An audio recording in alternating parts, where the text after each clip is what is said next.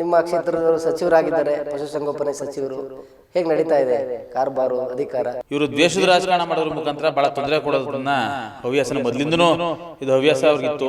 ಈಗ ಇನ್ನೂ ಹೆಚ್ಚಿಗೆ ಮಾಡ್ಕೊಂಡಿದ್ರೆ ನಮ್ಮ ಮೈಮೂಲ್ನಲ್ಲಿ ನನ್ನ ಕೆಳಗಿಳಿಸಬೇಕು ಅನ್ನೋ ದೃಷ್ಟಿಯಿಂದ ಬಹಳಷ್ಟು ಒತ್ತಡ ತರ್ತಾ ಇದ್ದಾರೆ. ಈಗ ನಾನು ಹೇಳೋ ಲೆಕ್ಕದಲ್ಲಿ ನಾವು ಗೆದ್ದಿದ್ವಿ, ಪ್ರಜಾಪ್ರಭುತ್ವದಲ್ಲಿ ಎಲ್ಲರಿಗೂ ಸ್ಥಾನಮಾನ ನಮಗೂ ಸಿಕ್ಕಿದೆ. 5 ವರ್ಷ ಆಡಳಿತ ಮಾಡ್ತೀವಿ, ನೀವು ತಪ್ಪು ಸರಿನ ನಮಗೆ ತಿದ್ದಬೇಕಷ್ಟೇ ಹೊರತು ನಮ್ಮನ್ನ ವಜಾ ಮಾಡ್ಸಕ್ಕೆ ಎದುರಿಸೋದು, ನಮ್ಮನ್ನ ಅಧಿಕಾರಿಗಳನ್ನ ಚೂಬಿಟ್ಟು ನಮಗೆ ತೊಂದರೆ ಕೊಡೋದು, ಈ ತರ ಮಾಡೋದನ್ನ ಶೋಭೆ ತರೋದಂತದಲ್ಲ.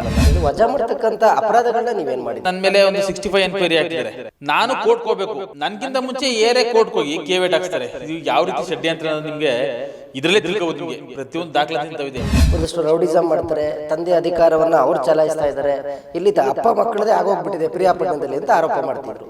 ಈಗ ನೀವು ವೆಂಕಟೇಶ್ ಅವರು ಮತ್ತು ವೆಂಕಟೇಶ್ ಅವ್ರ ಮಗ ಆಡಳಿತದಲ್ಲಿ ಹಸ್ತಕ್ಷೇಪ ಮಾಡ್ತಿದ್ರು ಅಂತ ನೀವು ಆರೋಪ ಮಾಡಿ. ನಾನು ಯಾವ ಅಧಿಕಾರಿಗಳು ಸುತ್ತ ಸಂಪರ್ಕ ಮಾಡಲಿಲ್ಲ. ಸಾರ್ವಜನಿಕರು ಕುಂದುಕೊರತೆಗಳು ಹೇಳಿದಾಗ ನನ್ನ ತಂದೆ ಇದ್ದವಾಗ ಅವ್ರಿಗೆ ಸಹಾಯ ಮಾಡಿ ಅಂತ ಫೋನ್ ಮಾಡ್ತಿದ್ ಬಿಟ್ರೆ ನಾನು ಇದು ಯಾವುದೇ ರೀತಿ ಹಸ್ತಕ್ಷೇಪನ ಖಂಡಿತ ಮಾಡಿಲ್ಲ.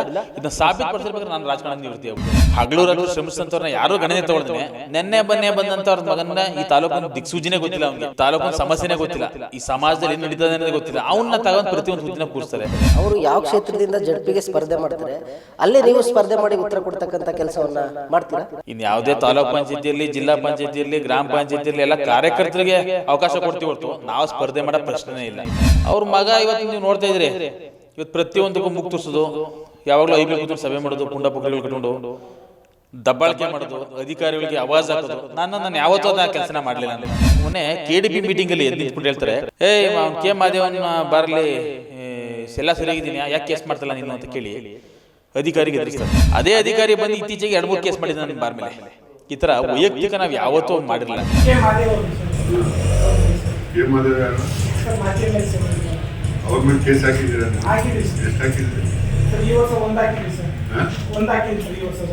ಪ್ರಸನ್ನರವರು ಎಲ್ಲೋ ಒಂದು ಕಡೆ ಒಂದು ಆಕರ್ಷಣೆ ಆಗ್ತಿದ್ರೆ, ಯೂತ್ ಐಕಾನ್ ಆಗ್ತಿದ್ರೆ, ಬೆಳೆಗೆ ಬಿಟ್ರೆ ಮುಂದೆ ಒಂದಿನ ನಮಗೆ ಮುಳುವಾಗ್ತಾರೆ ಅನ್ನೋ ಅಭದ್ರತೆ ಕಾಡ್ತಿದ್ಯಾ ಅವ್ರಿಗೆ. ಆ ಕಾರಣಕ್ಕೆ ನಿಮ್ಗೆ ಟಾರ್ಗೆಟ್ ಮಾಡ್ತಿದ್ದೆ.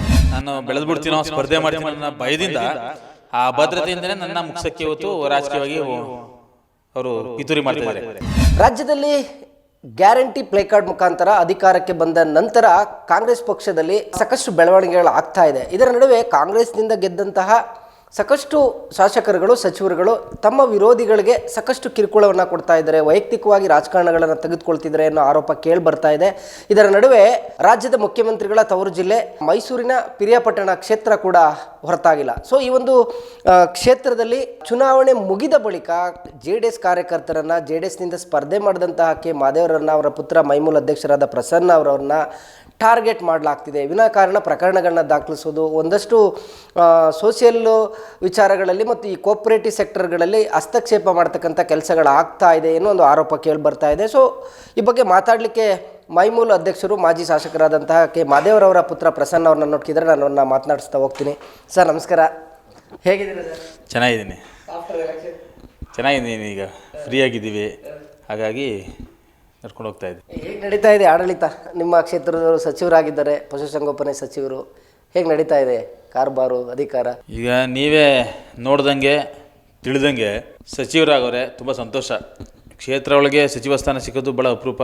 ನಾವು ಸುಂದ ಅಭಿನಂದನೆ ಸಲ್ಲಿಸ್ತೀವಿ. ಅದನ್ನ ಅಭಿವೃದ್ಧಿ ಕಾರ್ಯಗಳು ಮಾಡೋದ್ರ ಮುಖಾಂತರ, ಎಲ್ಲರಿಗೂ ವಿಶ್ವಾಸನ ಹಂಚೋದ್ರ ಮುಖಾಂತರ ಆಡಳಿತ ಮಾಡಿದರೆ ತುಂಬ ಖುಷಿ ಆಗ್ತಿತ್ತು. ಇವರು ದ್ವೇಷದ ರಾಜಕಾರಣ ಮಾಡೋದ್ರ ಮುಖಾಂತರ ಭಾಳ ತೊಂದರೆ ಕೊಡೋದನ್ನ ಹವ್ಯಾಸನ ಮೊದಲಿಂದನೂ ಇದು ಹವ್ಯಾಸ ಅವ್ರಿಗಿತ್ತು.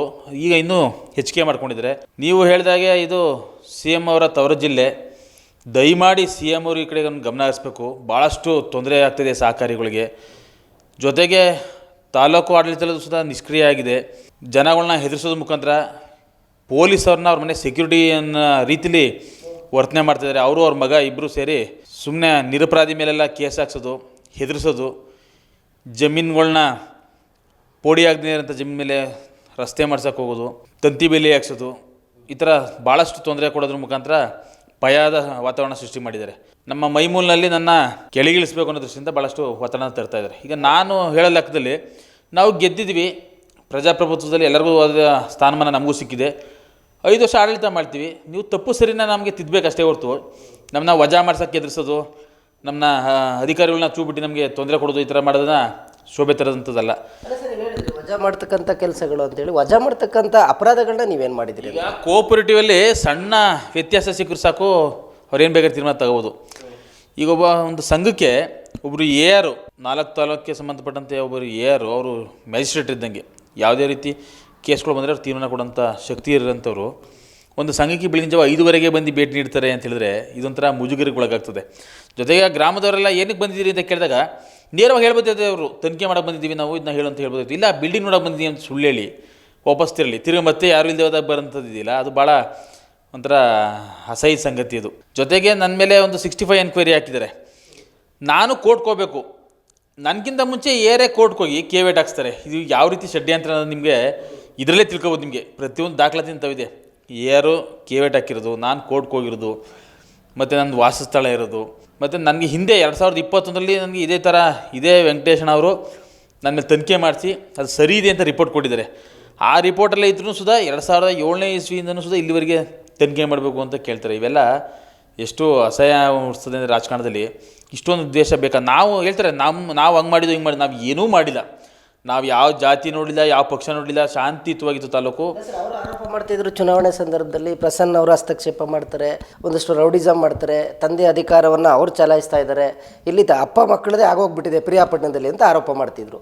ಈಗ ನೀವು ವೆಂಕಟೇಶ್ರವರು ಮತ್ತು ವೆಂಕಟೇಶ್ರವ್ರ ಮಗ ಆಡಳಿತದಲ್ಲಿ ಹಸ್ತಕ್ಷೇಪ ಮಾಡ್ತಿದ್ರು ಅಂತ ನೀವು ಆರೋಪ ಮಾಡ್ತಿದ್ರಿ. ನೀವು ನೋಡಿ, ನಿಮಗೆ ಗೊತ್ತಿರ್ಬೋದು, ನಾನು ಯಾವ ಇಲಾಖಾವಾರು ಅಧಿಕಾರಿಗಳನ್ನ ಕರೆದು ನಾನು ಸಭೆ ಮಾಡಿಲ್ಲ. ನಾನು ಯಾವ ಅಧಿಕಾರಿಗಳನ್ನು ಸುತ್ತ ಸಂಪರ್ಕ ಮಾಡಲಿಲ್ಲ. ಸಾರ್ವಜನಿಕರು ಕುಂದುಕೊರತೆಗಳು ಹೇಳಿದಾಗ ನಮ್ಮ ತಂದೆ ಇಲ್ಲದೆ ಹೋದಾಗ ಅವ್ರಿಗೊಂದು ಸಹಾಯ ಮಾಡಿ ಅಂತ ಫೋನ್ ಮಾಡ್ತಿದ್ಬಿಟ್ರೆ ನಾನು ಇದು ಯಾವುದೇ ರೀತಿ ಹಸ್ತಕ್ಷೇಪನ ಖಂಡಿತ ಮಾಡಿಲ್ಲ. ಇದನ್ನ ಸಾಬೀತುಪಡಿಸಿರ್ಬೇಕಾದ್ರೆ ನಾನು ರಾಜಕಾರಣದ ನಿವೃತ್ತಿ ಆಗ್ಬಿಡ್ತೀನಿ. ಆದರೆ ಅದೇ ಅವ್ರ ಮಗ ಯಾವುದೇ ರೀತಿ ಚುನಾವಣೆಯಲ್ಲಿ ಸ್ಪರ್ಧೆ ಮಾಡಿ ಗೆಲ್ದೇ KPCC ಮೆಂಬರ್ನೂ ಅವನ್ನೇ ಮಾಡ್ತಾರೆ, ಆಶ್ರಯ ಕಮಿಟಿ ಅಧ್ಯಕ್ಷನೂ ಅವನ್ನೇ ಮಾಡ್ತಾರೆ. ಈಗ ಅವ್ರ ಮಗನೇ ಹೇಳವ್ರೆ, ನಾನು KDP ಮೆಂಬರ್ ಮಾಡ್ತಾಯಿದ್ದಾರೆ, ನಾನು KDP ಸಭೆಯಲ್ಲಿ ಭಾಗವಹಿಸ್ತೀನಿ ಅಂತ ಹೇಳಿದ್ದಾರೆ. ನಾನು ಅದನ್ನೇ ಹೇಳೋದು. ಈಗ ಅವ್ರ ತಂದೆಗೆ 50 ವರ್ಷದಿಂದ ಬೆನ್ನೆಲುಬಾಗಿ ಕಾಂಗ್ರೆಸ್ ಕಾರ್ಯಕರ್ತರು, ನಿಷ್ಠಾವಂತರು, ಹಗಲು ರಾತ್ರಿ ಶ್ರಮಿಸಿದಂಥವ್ರನ್ನ ಯಾರೂ ಗಣನೆ ತೊಗೊಳ್ದೇ ನೆನ್ನೆ ಬಂದಂಥ ಅವ್ರ ಮಗನ ಈ ತಾಲೂಕಿನ ದಿಕ್ಸೂಜಿನೇ ಗೊತ್ತಿಲ್ಲ, ಅವ್ನಿಗೆ ಈ ತಾಲೂಕಿನ ಸಮಸ್ಯೆನೇ ಗೊತ್ತಿಲ್ಲ, ಈ ಸಮಾಜದಲ್ಲಿ ಏನು ನಡೀತದೆ ಅನ್ನೋದೇ ಗೊತ್ತಿಲ್ಲ. ಅವನ್ನ ತಗೊಂಡು ಪ್ರತಿಯೊಂದು ಹುದ್ದೆನ ಕೂರಿಸ್ತಾರೆ. ಜೊತೆಗೆ ಅವ್ರ ಮಗನೇ ನಿಮ್ಮ ಟಿವಿಲೇ ಹೇಳಿದ್ದಾರೆ, ಜಿಲ್ಲಾ ಪಂಚಾಯತ್ಗೆ ನಾನು ಸ್ಪರ್ಧೆ ಮಾಡ್ತೀನಿ ನೆಕ್ಸ್ಟು, ಮುಂದೆ ಸುಧಾ ಜನ ಆಶ್ರಯ ಪಡ್ತಾವ್ರೆ ನನ್ನ MLA ಎಲೆಕ್ಷನ್ಗೆ ಕಂಟೆಸ್ಟ್ ಮಾಡಬೇಕು ಅಂತ ನಾನು ಸ್ಪರ್ಧೆ ಮಾಡ್ತೀನಿ ಅಂತ ಹೇಳಿದರೆ ಎಲ್ಲ ಅವ್ರ ಮಗನಿಗೆ ಬೇಕು, ಬೇರೆ ಯಾರು ಇನ್ಯಾರು ಕಾಂಗ್ರೆಸ್ ಲೀಡ್ರ್ ಇಲ್ಲ ಅನ್ನೋ ರೀತಿಯಲ್ಲಿ ವರ್ತನೆ ಮಾಡ್ತಾರೆ. ಹಾಗಾಗಿ ನಾನು ಹೇಳೋದು, ಹಿಂಬಾಗ್ಲಿಂದ ಬಂದ ರಾಜಕಾರಣ ನಾನು ಮಾಡಿಲ್ಲ.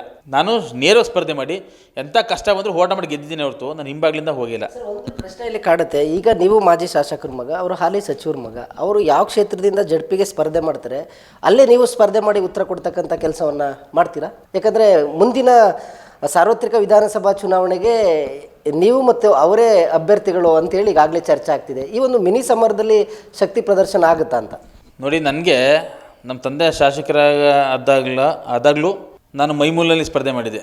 ಇದೇ ನನಗೆ ಮುಜುಗರ ಅನ್ಸೈತೆ, ನಾನು ಯಾಕಾರೆ ಇದು ಮಾಡಬೇಕಿತ್ತು ಅಂತ. ಹಾಗಾಗಿ ಇನ್ನು ಯಾವುದೇ ತಾಲೂಕು ಪಂಚಾಯತಿಯಲ್ಲಿ, ಜಿಲ್ಲಾ ಪಂಚಾಯತಿಯಲ್ಲಿ, ಗ್ರಾಮ ಪಂಚಾಯತಿಯಲ್ಲಿ ಎಲ್ಲ ಕಾರ್ಯಕರ್ತರಿಗೆ ಅವಕಾಶ ಕೊಡ್ತೀವಿ ಹೊರತು ನಾವು ಸ್ಪರ್ಧೆ ಮಾಡೋ ಪ್ರಶ್ನೆನೇ ಇಲ್ಲ. ಅವ್ರ ಮಗ ಇವತ್ತು ನೀವು ನೋಡ್ತಾ ಇದ್ದೀರಿ, ಇವತ್ತು ಪ್ರತಿಯೊಂದಕ್ಕೂ ಮುಗ್ ತೋರಿಸೋದು, ಯಾವಾಗಲೂ ಐಬಿಲ್ ಕೂತ್ಕೊಂಡು ಸಭೆ ಮಾಡೋದು, ಪುಂಡ ಪುಕ್ರಿಗಳು ಕಟ್ಕೊಂಡು ದಬ್ಬಾಳಿಕೆ ಮಾಡೋದು, ಅಧಿಕಾರಿಗಳಿಗೆ ಆವಾಜ್ ಹಾಕೋದು. ನಾನು ಯಾವತ್ತೂ ಅದನ್ನ ಕೆಲಸನ ಮಾಡಲಿಲ್ಲ ನಾನು. ಅದರಿಂದ ಮೊನ್ನೆ ಯಾರೋ ಒಂದು ಆಪಾದನೆ ಮಾಡ್ತಿದ್ರು, ಯಾವುದೋ ಒಂದು ಟೆಂಪ್ರರಿ ಕೆಲಸ ಕೇಳೋಕೆ ಹೋಗಿದ್ಕೇನೋ ಕೇಳ್ತಿದ್ರು ಅಂತ. ಆಮೇಲೆ ಜೊತೆಗೆ ಪಬ್ಲಿಕ್ಗಳು ಇವತ್ತು ಭಾಳಷ್ಟು ಆಪಾದನೆ ಮಾಡ್ತಿದ್ದಾರೆ, ಏನು ಟ್ರಾನ್ಸ್ಫರ್ಸಲ್ಲಿ ಹಂಗೆ ಮಾಡ್ತಾರೆ, ಹಿಂಗೆ ಮಾಡ್ತಾರೆ, ಓಪನ್ ಆಗಿ ಕೇಳ್ತಾರೆ. ಆಮೇಲೆ ಯಾವುದೋ ಒಂದು ಅರಣ್ಯ ಇಲಾಖೆಗೆ 10 ಕೋಟಿ ದುಡ್ಡು ಹಾಕಿಸಿ ಹಂಗೆ ಡ್ರಾ ಮಾಡಿಸೋ ಪ್ರಯತ್ನ ಮಾಡ್ತಿದ್ದಾರೆ. ಕೃಷಿ ಇಲಾಖೆಯಲ್ಲಿ ಭಾಳಷ್ಟು ಅಲ್ಲಿ ಆ ಕೆಲಸ ಕಾರ್ಯಗಳು ಯಾರಿಗೂ ಗೊತ್ತಿಲ್ಲ, ಅದು ಪಬ್ಲಿಕ್ಸ್ಗೆ ಅದನ್ನ ಗೋಲ್ಮೇಲ್ ಮಾಡ್ಕೊಳ್ತಿದ್ದಾರೆ ಅಂತ ಪಬ್ಲಿಕ್ಸ್ ಮಾತಾಡ್ತಿದ್ದಾರೆ, ನಾನೇನು ಮಾತಾಡ್ತಿಲ್ಲ. ಇಷ್ಟೊಂದೆಲ್ಲ ಆಗ್ತಾ ಇದೆ, ಇದೆಲ್ಲರದು ಕೂಡ ಪಬ್ಲಿಕ್ ಮನಿ, ಅದೆಲ್ಲ ಪ್ರಿಯಾಪಟ್ಟಣ ತಾಲೂಕಿನ ಅಭಿವೃದ್ಧಿಗೆ ಅಂತ ಸರ್ಕಾರ ಕೊಡೋದು. ಈ ಥರದ ಕೃಷಿ ಇಲಾಖೆ, ಅರಣ್ಯ ಇಲಾಖೆ, PW ಇಲಾಖೆ, ಈ ಥರದಲ್ಲಿ ಬಲ್ಕ್ ಅಮೌಂಟ್ ಬರುತ್ತೆ. ಈ ಅಮೌಂಟ್ಗಳು ಎಲ್ಲಿ ಬರುತ್ತೆ, ಎಷ್ಟು ಕೆಲಸ ಕಾರ್ಯಗಳಾಗುತ್ತೆ, ಈ ಬಗ್ಗೆ ನೀವು ಕಂಡಿಡ್ತೀರಾ ಮತ್ತು ಈ ವಿಚಾರದಲ್ಲಿ ಹೋರಾಟವನ್ನು ಮಾಡ್ತೀರಾ? ಖಂಡಿತ. ನಾವು ಜನ ಅವಕಾಶ ಕೊಟ್ಟಿದ್ರು ಒಳ್ಳೆ ಕೆಲಸಗಳು ಮಾಡ್ದೋ. ಈಗ ನಮ್ಗೆ ಅವಕಾಶ ಕೊಟ್ಟಿಲ್ಲ, ನಾವು ಹೋರಾಟ ಮಾಡೋಣ. ಬಟ್ ಹೋರಾಟ ಅಂದರೆ ವೈಯಕ್ತಿಕವಾಗಿ ಏನಲ್ಲ, ಸಣ್ಣ ಪುಟ್ಟ ಸಾಮಾಜಿಕ ತೊಂದರೆ ಆದಂಥ ಸಂದರ್ಭದಲ್ಲಿ ಹೋರಾಟ ಮಾಡೋಣ ಸುಮ್ಮನಿದ್ದು ನಾವು. 4 ವರ್ಷ ನಾವು ಸುಮ್ಮನೆ ನೋಡಪ್ಪ ಅವರು ಅಧಿಕಾರ ಮಾಡ್ತಾರೆ, ಅವ್ರು ಮಾಡಲಿ, ಅವ್ರು ತಪ್ಪು ಕಂಡಂಥ ಸಂದರ್ಭದಲ್ಲಿ ಹೋರಾಟ ಮಾಡೋಣ ಸುಮ್ಮನಿದ್ದು. ಆದರೆ ಪ್ರತಿದಿನ ಅವ್ರು ನಮ್ಮನ್ನ ಕೆದಕಿ ನಮ್ಮನ್ನ ಕರಿತಾ ಇದ್ದಾರೆ, ಬನ್ನಿ ನಮ್ಮ ವಿರುದ್ಧ ಹೋರಾಟ ಮಾಡಿದ್ದು, ಬನ್ನಿ ನಮ್ಮ ವಿರುದ್ಧ ಹೋರಾಟ ಮಾಡಿದ್ದು. ಈಗ ನಾವೇನಾರು ಅವ್ರ ಮಗನಿಗೆ ಅವ್ರಿಗೆ ವೈಯಕ್ತಿಕವಾಗಿ ಏನಾರು ತೊಂದರೆ ಕೊಟ್ಟಿದ್ರೆ ಅದನ್ನು ನಮ್ಗೆ ಹೇಳ್ಬೋದಾಯಿತು. ಆದರೆ ಇವರು ನಮ್ಮ ವೈಯಕ್ತಿಕವಾಗಿ ಮೊನ್ನೆ KDP ಮೀಟಿಂಗಲ್ಲಿ ಎದ್ದು ನಿಂತ್ಬಿಟ್ಟು ಹೇಳ್ತಾರೆ, ಅವ್ನು ಕೆ ಮಾದೇವನ ಬಾರಲ್ಲಿ ಎಲ್ಲ ಸರಿಯಾಗಿದ್ದೀನಿ, ಯಾಕೆ ಕೇಸ್ ಮಾಡ್ತಲ್ಲ ನೀನು ಅಂತ ಕೇಳಿ ಅಧಿಕಾರಿಗೆ ಎದುರಿಸ್ತಾರೆ. ಅದೇ ಅಧಿಕಾರಿ ಬಂದು ಇತ್ತೀಚೆಗೆ 2-3 ಕೇಸ್ ಮಾಡಿದ್ದೆ ನನ್ನ ಬಾರ್ ಮೇಲೆ. ಈ ಥರ ವೈಯಕ್ತಿಕ ನಾವು ಯಾವತ್ತೂ ಮಾಡಿರಲಿಲ್ಲ. ಇವರು ಎಷ್ಟು ಗೋಮುಖ ವ್ಯಾಘ್ರ ಅಂತ ಜನಕ್ಕೆ ಗೊತ್ತಿರಲಿಲ್ಲ. ಈಗ ಅರ್ಥ ಆಗ್ತಾಯಿದೆ. ಈಗ ನನ್ನ ಜೊತೆ ಗೆದ್ದಂಥ ಮೈಮೂಲಲ್ಲಿ ಡೈರೆಕ್ಟ್ರು ರಾಜೇಂದ್ರಪ್ಪನವ್ರನ್ನ ಇವತ್ತು ವಜಾ ಮಾಡಿದ್ದಾರೆ. ಕಾರಣ ಈ ಪ್ರತಿಯೊಬ್ಬರು ಸಹಕಾರ ಕ್ಷೇತ್ರದಲ್ಲಿ ಪ್ರತಿಯೊಂದು ಅಂಕಿಅಂಶದ ಪ್ರಕಾರ ಮಾಡೋಕ್ಕಾಗಲ್ಲ. ಸಣ್ಣ ಪುಟ್ಟ ಲೋಪದೋಷ ಇರ್ತದೆ. 14 ಸೊಸೈಟಿ ಎಲೆಕ್ಷನ್ ನಡೀತಿದೆ. ಅದ್ರಲ್ಲಿ 14 ಸೊಸೈಟಿನೂ ಸೇಮ್ ಇದೇ ಥರ ತೊಗೊಂಡೋಗಿ ಕೊಟ್ಟಿದ್ದಾರೆ ರೆಕಾರ್ಡ್ಸ್ನ. 13 ಸೊಸೈಟಿನ ಸಂಘಗಳನ್ನ ಚುನಾವಣೆ ಮಾಡಿದ್ದಾರೆ. ಇವರೊಬ್ಬರನ್ನ ಅಡ್ಮಿನಿಸ್ಟ್ರೇಷನ್ ಕೊಟ್ಟು ಇವ್ರನ್ನ ನಂದಿನಾಥ್ಪುರ ಹಾಲು ಉತ್ಪಾದಕ ಸಹಕಾರ ಸಂಘದಲ್ಲಿ ಅಡ್ಮಿನಿಸ್ಟ್ರೇಟರ್ ಹಾಕಿ ತಕ್ಷಣ ಅವರು DRR ಆಫೀಸಿಂದ ನಮ್ಮ ಒಕ್ಕೂಟಿಗೆ ಲೆಟ್ರ್ ಕಳಿಸಿ ಅವ್ರನ್ನ ವಜಾ ಮಾಡಿ ಅಂತ ಆದೇಶ ಮಾಡಿಸ್ತಾರೆ. ಎಷ್ಟು ವೈಯಕ್ತಿಕ ಇವ್ರು ದೇಶ ಮಡಿಕೋತಾರೆ ಅಂತ ಹೇಳಿದ್ರೆ ಇವ್ರ ಮುಂದೆ ಇವ್ರ ಮಗನ ಮುಂದೆ ಯಾರೂ ಬೆಳಿಬಾರ್ದು. ಹಿಂದ್ಲಿಂದನೂ ಎಲ್ಲರೂ ತುಣ್ಕೊಂಡ್ಬಂದರು. ಆದರೆ ಮಾದೇವಣ್ಣ ಒಬ್ಬರು ಅವ್ರಿಗೆ ಅರಗಿಸ್ಕೊಂಡು ಅವ್ರು ಕೊಟ್ಟಂಥ ಕಷ್ಟಗಳನ್ನ ಅರಗಿಸ್ಕೊಂಡು ಜನರ ಆಶೀರ್ವಾದದಿಂದ ಒಂದು ಅವಕಾಶ ಸಿಕ್ತಂಥ ಸಂದರ್ಭದಲ್ಲಿ ಅದನ್ನ ಉಪಯೋಗ ಮಾಡ್ಕೊಂಡ್ರು. ಅದು ಅವ್ರಿಗೆ ಸಹಿಸ್ಕೊಳಕ್ಕಾಗ್ತಿಲ್ಲ.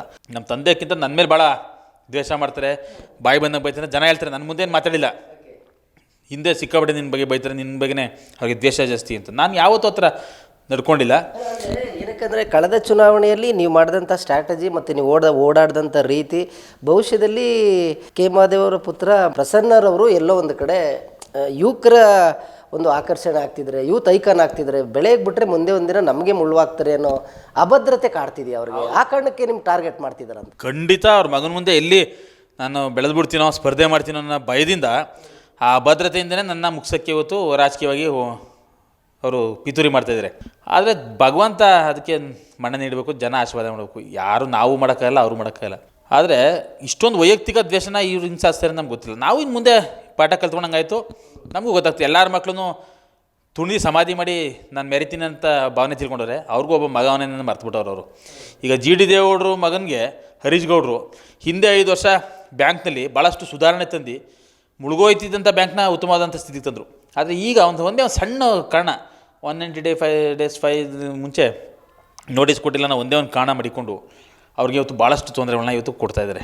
ಈಗ ನನಗೂ ಮೈಮೂಲಿನಲ್ಲಿ ತೊಂದರೆ ಕೊಡ್ತಾಯಿದ್ದಾರೆ. ಇದು ಸರಿಯ ತಪ್ಪು ಅಂತ ಮುಖ್ಯಮಂತ್ರಿಗಳು ನೇರವಾಗಿ ನಿಜವಾಗ್ಲೂ ಹಸ್ತಕ್ಷೇಪ ಮಾಡಬೇಕು ಇದಕ್ಕೆ. ಈ ತಮ್ಮ ಕ್ಷೇತ್ರದಲ್ಲಿ ನಿಮ್ಮ ಸ್ವಂತ ಜಿಲ್ಲೆಯಲ್ಲೇ ಕಿರಿಯರ ಸಹಕಾರಿಗಳಿಗೆ, ಅದು ಒಳ್ಳೆ ಕೆಲಸ ಮಾಡ್ತಾರಂಥ ಸಹಕಾರಿಗಳಿಗೆ ಇಷ್ಟು ತೊಂದರೆ ಆಗ್ತಾ ಇದೆಯಲ್ಲ, ನೀವು ಯಾಕೆ ಮಧ್ಯಪ್ರವೇಶ ಮಾಡಿ ಇವ್ರಿಗೆ ತಿಳಿ ಹೇಳ್ಬಾರ್ದು ಅನ್ನೋದು ನನ್ನ ಭಾವನೆ ಮುಖ್ಯಮಂತ್ರಿಗಳು.